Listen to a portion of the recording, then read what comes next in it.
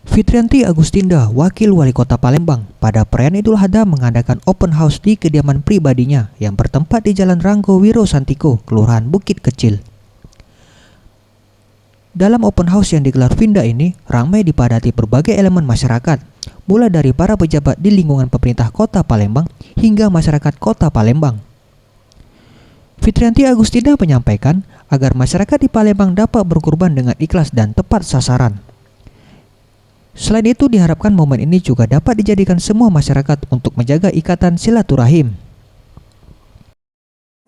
Kota Palembang, saya mohon maaf lahir batin, keluarga juga seperti itu, dan momen Idul Adha ini tentu saja memaknakan kita untuk saling berbagi, ya, berkurban dengan ikhlas kepada sesama yang kurang mampu, dan mudah-mudahan dengan momen seperti ini bisa meningkatkan tali silaturahmi dan rasa solidaritas kita antar sesama. Ia juga berterima kasih kepada masyarakat Kota Palembang karena membuat Palembang menerima kembali Piala Adipura. Diharapkan penghargaan dapat menjadi motivasi bagi masyarakat untuk menjaga kebersihan lebih baik lagi demi menuju Palembang Emas 2018.